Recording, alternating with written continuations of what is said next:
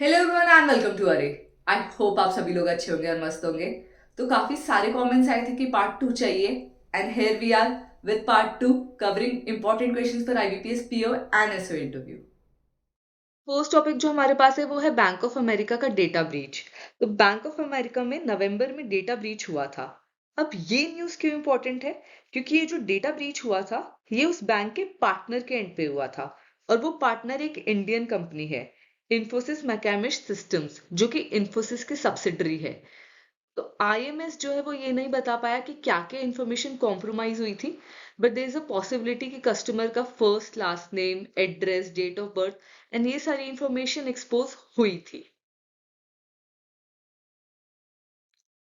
अब इससे related questions क्या बन सकते हैं कि डेटा लीक क्या होता है, सेंसिटिव डेटा किसे कहते हैं, how do banks protect their data, how can an organization prevent data breach. ये फोर्थ क्वेश्चन काफी इंपॉर्टेंट है, स्पेशली आईटी स्पेशलिस्ट ऑफिसर के लिए, कि कैसे एक ऑर्गेनाइजेशन डेटा ब्रीच को प्रिवेंट कर सकता है। एंड लास्टली साइबर सिक्योरिटी क्या होता है, again very important for both IT as well as general banking officers.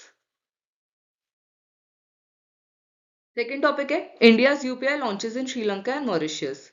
तो 12 फेब को India UPI services roll out हुई थी श्रीलंका और मॉरिशियस में, एंड इससे कुछ ही टाइम पहले around first week of Feb में यूपीआई सर्विसेज फ्रांस में भी लॉन्च हुई थी।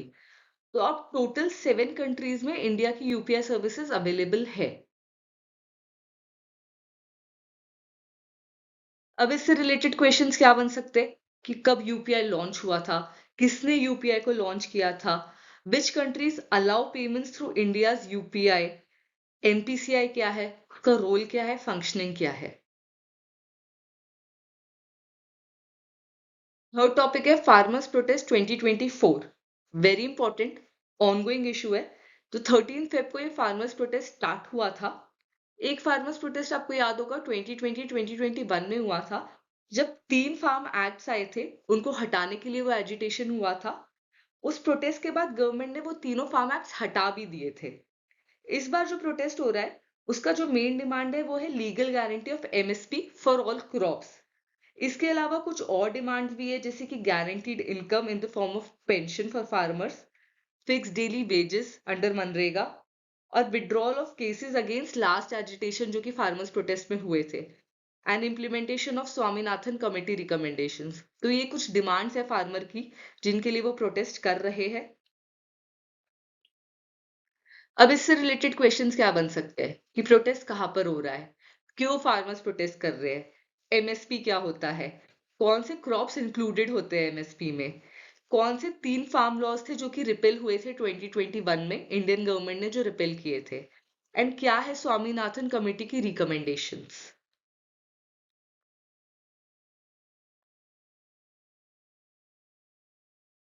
कोड क्या है, यूनिफॉर्म सिविल कोड इन उत्तराखंड। अभी क्या है, डिफरेंट रिलीजन के लिए डिफरेंट लॉज है, उन्हें हम पर्सनल लॉ कहते हैं।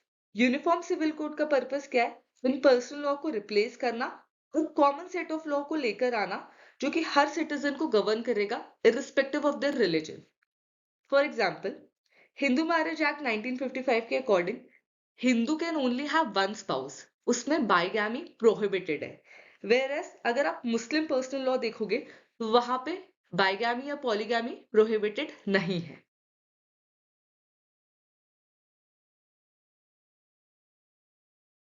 अब इससे रिलेटेड क्वेश्चंस क्या बन जाएंगे कि यूनिफॉर्म सिविल कोड क्या होता है, कौन से स्टेट्स है इंडिया में जहां पर यूनिफॉर्म सिविल कोड है।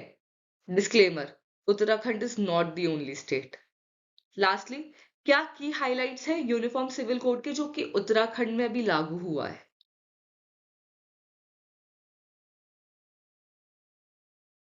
Next is interim budget 2024। तो सबसे पहले तो why is it called interim. तो election would be held this year, पर हमें ये नहीं पता है कि सेम गवर्नमेंट ही पावर में आएगी या नहीं आएगी। तो ऐसे केसेस में क्या होता है, इंटरिम बजट पिक्चर में आता है जब भी इलेक्शंस होने वाले होते हैं। ये सिर्फ ट्रांजिशन पीरियड के लिए होता है, जब तक न्यू गवर्नमेंट अपॉइंट नहीं हो जाती। जो हमारा फुल बजट है वो जुलाई के अंदर आएगा। इंटरिम बजट के क्या हाइलाइट्स है, क्या विजन था, क्या 4 पिलर्स है, वो आप एक बार चेक कर लीजिएगा। अब इससे रिलेटेड क्वेश्चंस, पहला तो वही कि वाई इंटरिम बजट, क्या मेजर हाइलाइट्स थे, क्या रेवेन्यू और एक्सपेंडिचर एस्टिमेट्स है, क्या प्रायोरिटी और फोकस एरियाज है।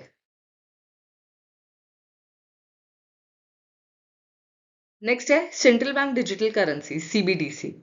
तो ये टॉपिक न्यूज में नहीं है, पर आपको फिर भी इसके बारे में पता होना चाहिए कि पब्लिक सेक्टर बैंक्स इस प्रोजेक्ट को इम्प्लीमेंट कर रहे हैं अभी।